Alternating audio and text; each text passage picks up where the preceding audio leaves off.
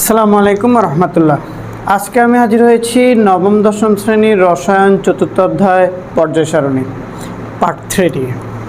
Part 3তে আমরা আলোচনা করব একই গ্রুপের মৌলসমূহের ধর্ম এবং সক্রিয়তা নিয়ে। তো আমাদের প্রশ্ন, এই ধর্ম এবং সক্রিয়তা প্রায় একই প্রশ্নের মধ্যেই থাকবে। বলা হবে যে একই গ্রুপের মৌলসমূহের ধর্মগুলো ব্যাখ্যা করো, উদ্দীপকের মৌলসমূহ একই গ্রুপের সেটা প্রমাণ করো। একই গ্রুপেরই যদি হয় তাহলে তাদের ধর্ম একই হবে, সবাই একই বিক্রিয়া দিবে।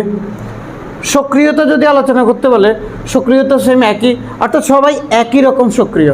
শুধুমাত্র 18 নম্বর গ্রুপটা হচ্ছে নিষ্ক্রিয়, আর 1 থেকে 17 নম্বর গ্রুপ পর্যন্ত যতগুলো মৌল আছে সবগুলাই হচ্ছে সক্রিয়। কিন্তু আমরা তো জানি পর্যায় সারণী গ্রুপে, একই গ্রুপে পর্যায় সারণীর একই গ্রুপের সকল মৌলগুলোর ধর্ম একই। এখন আমরা এখানে দেখাবো আসলে কি একই কিনা। তো আমরা এখানে গ্রুপ 1 এবং গ্রুপ 17 নিয়ে আলোচনা করেছি, পাশে আমরা অন্য ধাতুগুলোও দেখাবো।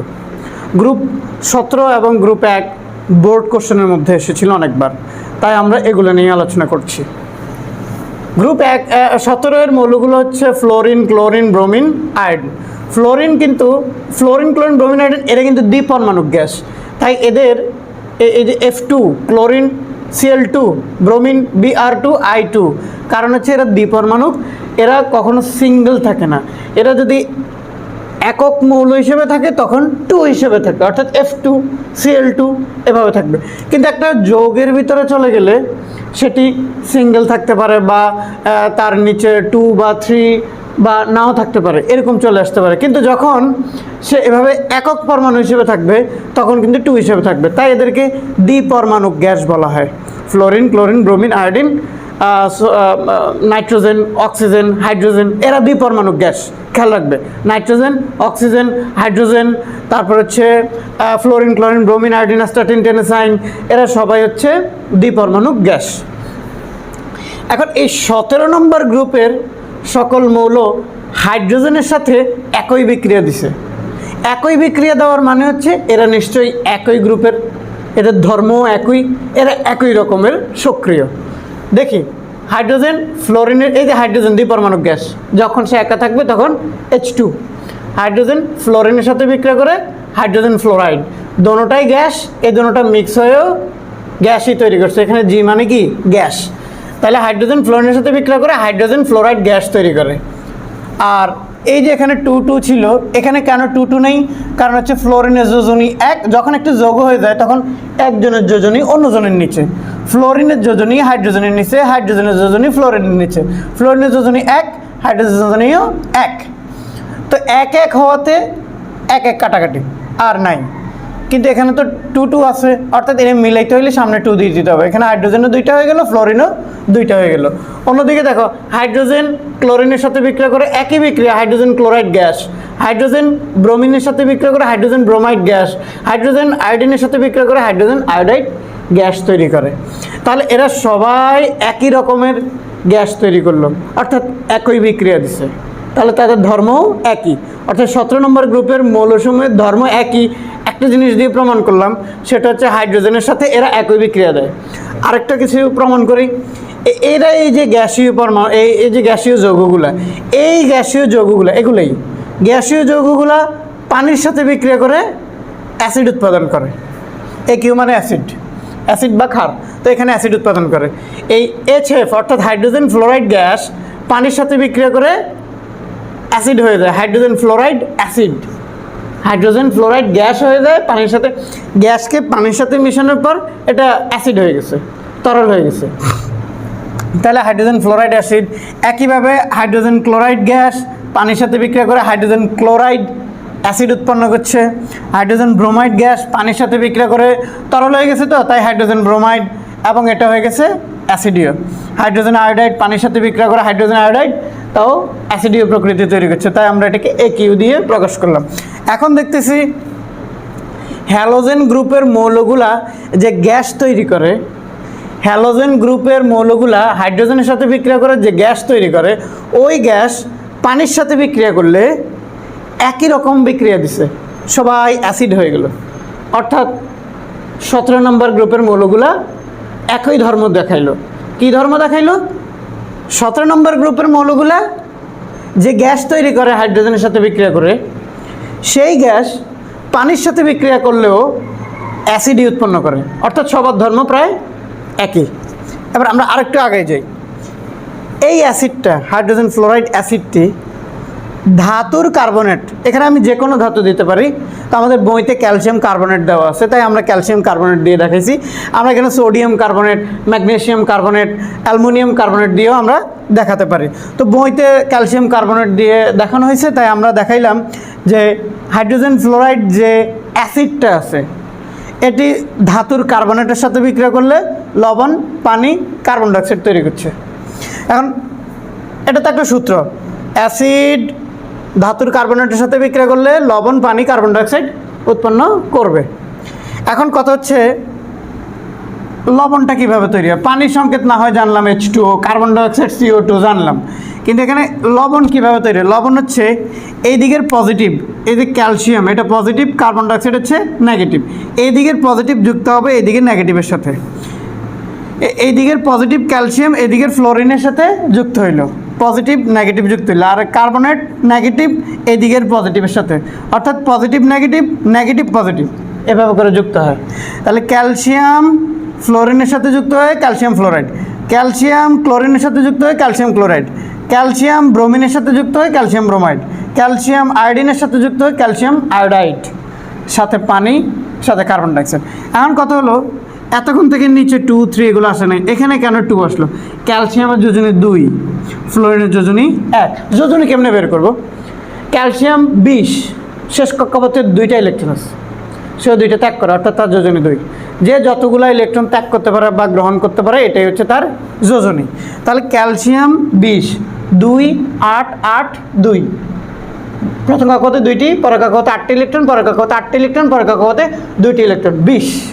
তাহলে 20 হলে ক্যালসিয়ামের যোজনী 2, তাই ফ্লোরিনের নিচে 2 বসবে, কারণ একটা যৌগ তৈরি হওয়ার পর একজনের যোজনী, একটা মৌলের যোজনী অন্য মৌলের নিচে বসবে। ক্যালসিয়ামের যোজনী 2, ফ্লোরিনের যোজনী 1। এখন কথা হচ্ছে এই দিকের সাথে মিলছে কিনা সেটাও দেখতে হবে। ক্যালসিয়াম এখানে আছে একটা, হ্যাঁ, ফ্লোরিন তো 2টা নেই, ফ্লোরিন তো ছিল ধরো 2টা, আমি জানি না, ফ্লোরিন ছিল তো একটা, তো এখানের এই 2 মিলানোর জন্য আমাকে এখানে একটা 2 দিতে হবে, এখানে একটা 2 দিতে হবে। 2 কিন্তু আমি এখানে দিতে পারবো না, এই জায়গায় দিলে হাইড্রোজেনের যোজনী আবার 2 হয়ে যাবে, হাইড্রোজেনের যোজনী তো 2 না, হাইড্রোজেনের যোজনী 1, তাহলে 2টা আমাকে সামনে দিতে হবে। ওকে, তাহলে এই 2 এর কারণে 2 মিলাইতে যাই আমাকে এখানে 2 দিতে হয়েছে, কিন্তু হাইড্রোজেন এখন 2 হয়ে গেছে না, হাইড্রোজেন এখানে 2তেই আছে, এই সমতা হয়ে গেছে, এটা হচ্ছে বিক্রিয়ার সমতা। অক্সিজেনের যোজনী 2, হাইড্রোজেনের যোজনী 1, তাই পানির সংকেতটা এরকম H2O। কার্বনের যোজনী 4, অক্সিজেনের যোজনী 2, এই 4 2 কাটাকাটি, এই 4 এই 2 কাটাকাটি দিলে আর 2 রয়ে গেছে, কার নিচে? ওই যে কার্বনের যোজনী 4 অক্সিজেনের নিচে রয়ে গেছিল, 4 থেকে 2 কাটাকাটি গিয়ে 2 রয়ে গেছে। আমি আবার বলি, অক্সিজেনের যোজনী 2, অক্সিজেনের যোজনী 2, কার্বনের যোজনী 4, ওই 4 আর 2 কাটাকাটি গিয়ে 2 রয়ে গেছে, এখানে তো 4 বসার কথা, ওই জায়গায় 2 রয়ে গেছে। আচ্ছা, তাহলে কার্বন ডাইঅক্সাইডের সংকেত এভাবে CO2 হয়েছে। তা আমাদের মনে রাখতে হবে অ্যাসিড ধাতুর কার্বনেটের সাথে বিক্রিয়া করলে লবণ, পানি, কার্বন ডাইঅক্সাইড তৈরি হবে। ঠিক একইভাবে এখানেও HCl hydrochloric acid calcium carbonate অর্থাৎ ধাতুর কার্বনেটের সাথে বিক্রিয়া করে ক্যালসিয়াম ক্লোরাইড মানে লবণ, পানি, কার্বন ডাইঅক্সাইড তৈরি করে। এই ক্যালসিয়াম কার্বনেটের সংকেত এরকম কেন? এই 3টা কার? এটা কি ক্যালসিয়ামের যোজনী? না না, কার্বনেট নিজেই যৌগমূলক, কার্বনেট হলো যৌগমূলক। যৌগমূলক কারা? যৌগমূলক হলো যারা যৌগ কিন্তু মৌলের মতো আচরণ করে। যৌগ এই যে দেখো CO3, কার্বনও আছে, অক্সিজেন আছে, 2টা মৌল মিক্স হইলে, 2টা বা 2-এর অধিক মৌল মিক্স হইলে এটা তো যৌগ হয়ে যায়। যৌগ কিন্তু একটা সিঙ্গেল মৌলের মতো আচরণ করে, বিবাহিত কিন্তু অবিবাহিতের মতো আচরণ করে।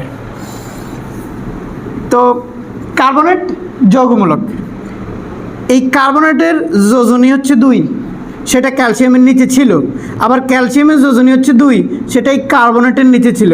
এই 3টা কিন্তু কার্বনেটের নিচের, এই কার্বনেটের নিজের এই যোজনীটা, এই 3টা, এটা ক্যালসিয়ামের যোজনী না। ক্যালসিয়ামের যোজনী 2 এখানে ছিল, কার্বনেটের যোজনী 2 এখানে ছিল, 2 কাটাকাটি গেছে, তো ক্যালসিয়াম কার্বনেটের সংকেত হলো CaCO3। তাহলে এখানে কি হইলো, যে কোনো অ্যাসিড ধাতুর কার্বনের সাথে বিক্রিয়া করলে লবণ পানি কার্বন ডাইঅক্সাইড, অ্যাসিড কার্বনের সাথে বিক্রিয়া করলে লবণ পানি কার্বন ডাইঅক্সাইড তৈরি করলো, এটা সূত্রের মতো।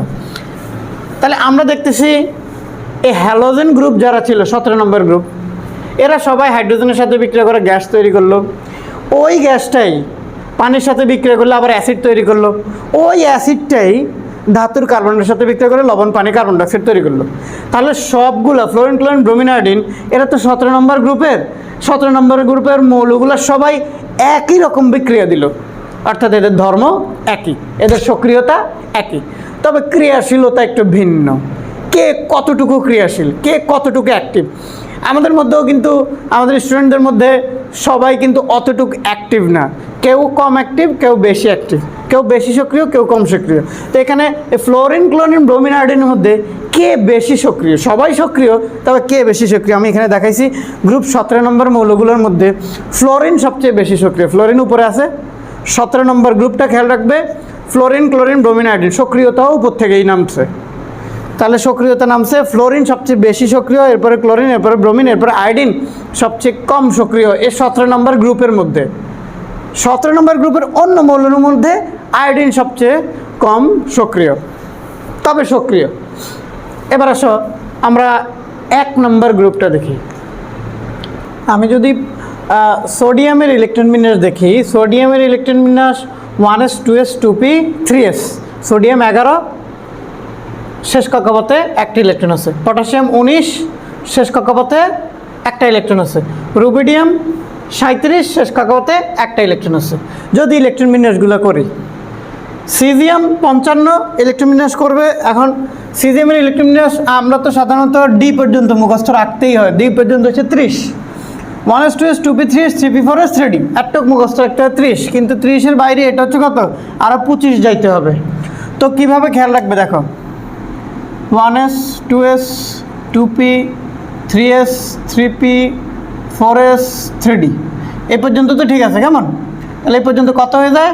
10, এসে 2টা, এসে 2টা, পিতে 6টা, এসে 2টা, পিতে 6টা, এসে 2টা, ডিতে 10টা। তাহলে আমাদের 30 পূরণ হয়ে গেছে।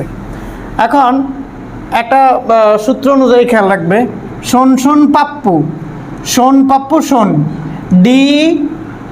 ডিপিএস করো, ডিপিএস করো, এভাবে করে মনে রাখবে। শোন শোন পাপ্পু, শোন পাপ্পু শোন, শোন শোন পাপ্পু, শোন পাপ্পু শোন, ডিপিএস করো, ডিপিএস করো, এফডিপিএস করো না, এফডিপিএস করো না। এভাবে তোমরা ইলেকট্রন বিন্যাস মনে রাখতে পারো।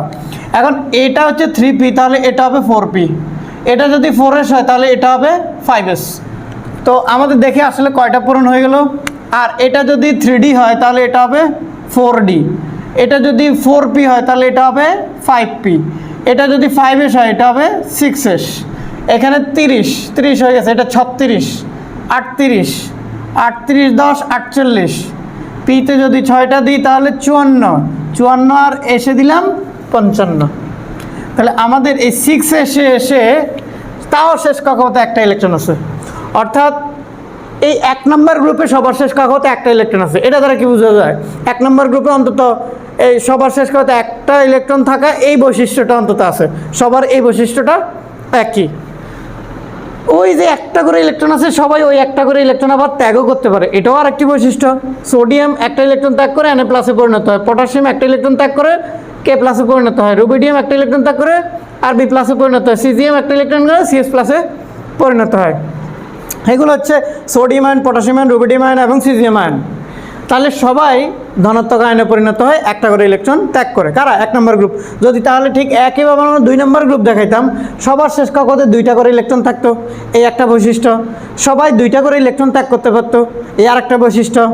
আবার সবাই দেখি এখানে এই 1 নম্বর গ্রুপের এরাই পানির সাথে বিক্রিয়া করলে ক্ষার এবং হাইড্রোজেন উৎপন্ন করে। তাহলে সূত্র কী দাঁড়াইলো? ধাতু পানির সাথে বিক্রিয়া করলে ক্ষার এবং হাইড্রোজেন উৎপন্ন করে। তোমরা লেখার সময় উপরে লিখে রাখবে, এভাবে লিখবে, ধাতু পানির সাথে বিক্রিয়া করে ক্ষার এবং হাইড্রোজেন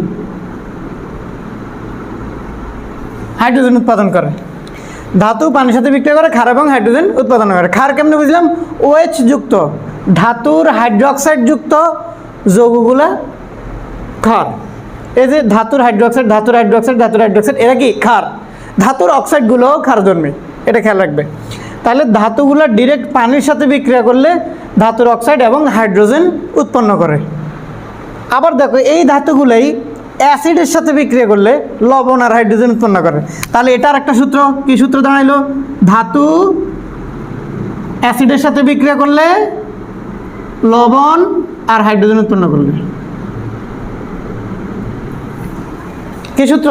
ধাতু অ্যাসিডের সাথে বিক্রিয়া করলে লবণ এবং হাইড্রোজেন উৎপন্ন করে, ধাতু পানির সাথে বিক্রিয়া করলে ক্ষার এবং হাইড্রোজেন উৎপাদন করে। লবণ কেমনে হইলো? ধাতুর ক্লোরাইডগুলো লবণ।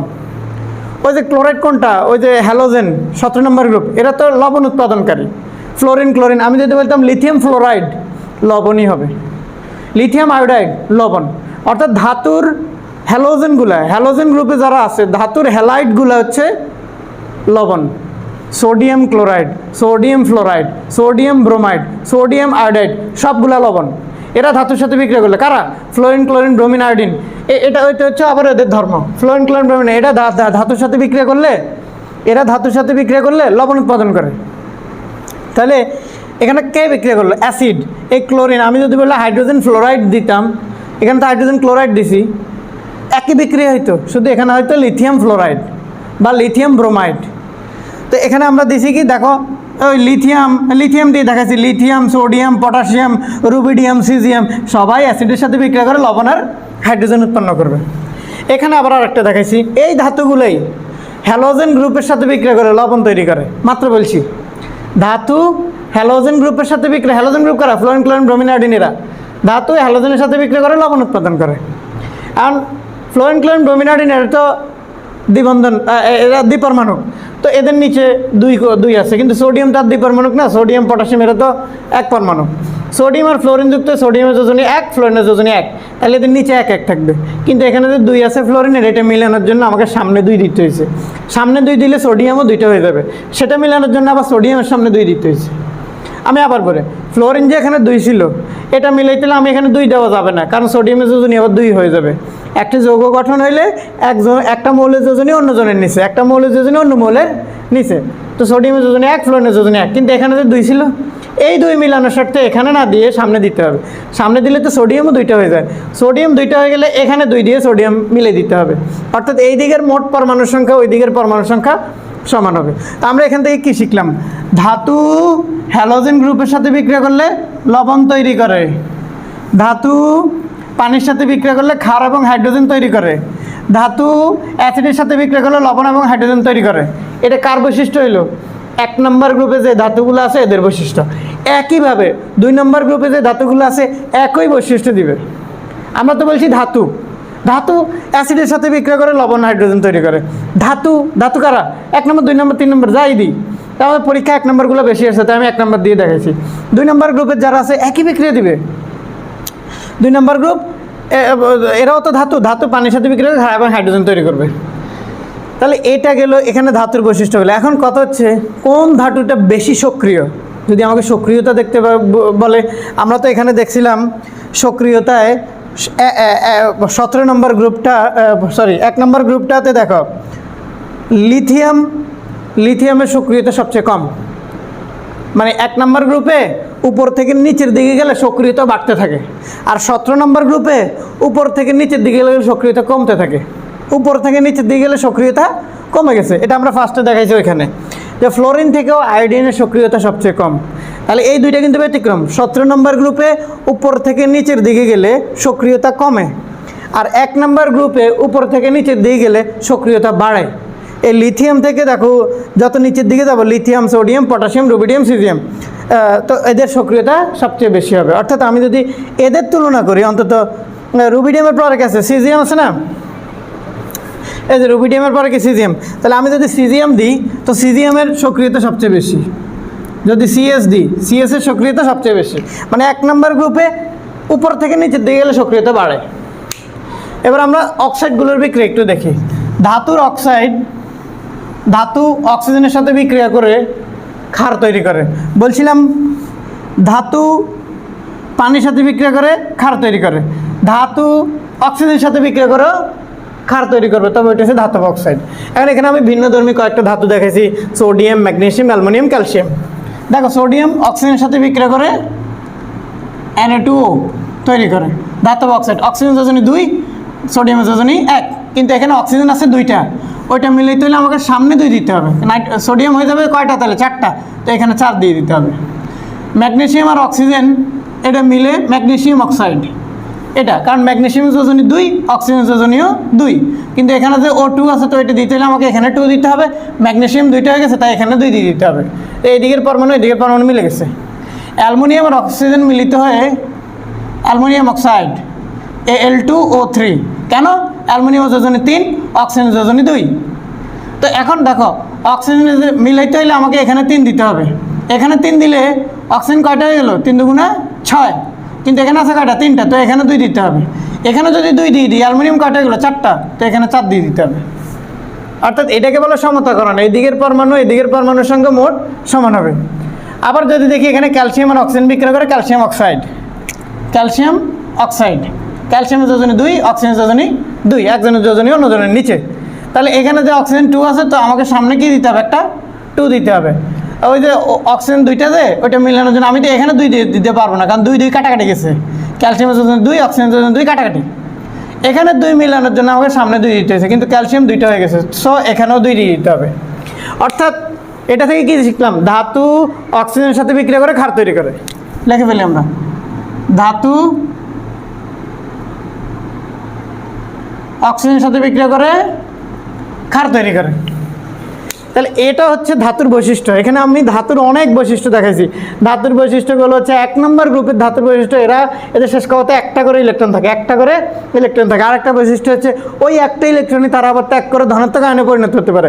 আরেকটা বৈশিষ্ট্য হচ্ছে এই ধাতুগুলাই, যে কোনো গ্রুপের ধাতুগুলাই, আমরা 1 নম্বর গ্রুপ দিয়ে বলতেছি, ধাতু পানির সাথে বিক্রিয়া করে ক্ষার এবং হাইড্রোজেন তৈরি করে, ধাতু অ্যাসিডের সাথে বিক্রিয়া করে লবণ এবং হাইড্রোজেন তৈরি করে, ধাতু অক্সিজেনের সাথে বিক্রিয়া করে ক্ষার তৈরি করে, ধাতব অক্সাইডগুলো ক্ষার, ধাতব হাইড্রোক্সাইডগুলোও ক্ষার। এই হাইড্রোক্সাইডগুলো আমরা সাধারণত সাবান তৈরিতে ব্যবহার হয়।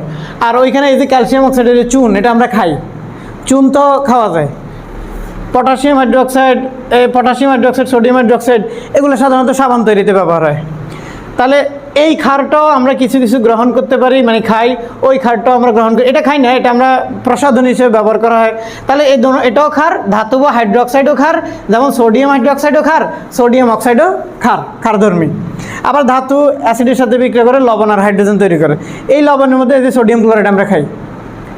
আর এখানে সক্রিয়তা যদি বলে 17 নম্বর গ্রুপ, উপর থেকে নিচের দিকে গেলে সক্রিয়তা কমে।